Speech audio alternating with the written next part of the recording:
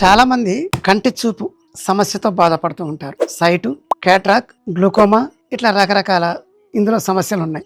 ఇలాంటి వాటికి క్యాట్రాక్ ఎక్కువగా కొంత వయసు పైబడినటువంటి వాళ్ళు ఇది కనిపిస్తూ ఉంటుంటుంది. ఈ సమస్యకు పరిష్కారం ఇంటిలోనే కనుగొనవచ్చు. తులసి ఆకుల రసంలో ముల్లంగి గింజని నానబెట్టి దాన్ని అరగదీసి కంటికి కాటుక లెక్క పెట్టుకోవాలి. ఇది కొద్ది రోజులు చేస్తే ఈ సమస్య అంటే క్యాట్రాక్ సమస్య, కంటి పొర సమస్య పోతుంది.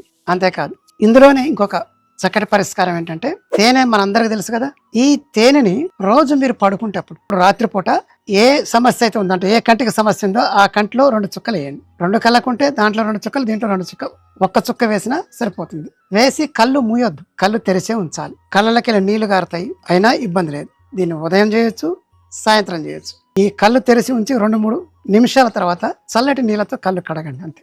కొద్ది రోజులు మీరు ఇలా ట్రై చేస్తే మీ స్పష్టంగా చూపు కనిపిస్తుంది. ఈ చిట్కాని పాటించి మీ కళ్ళని బాగు చేసుకోవాలని కోరుతున్నాను. నమస్కారం.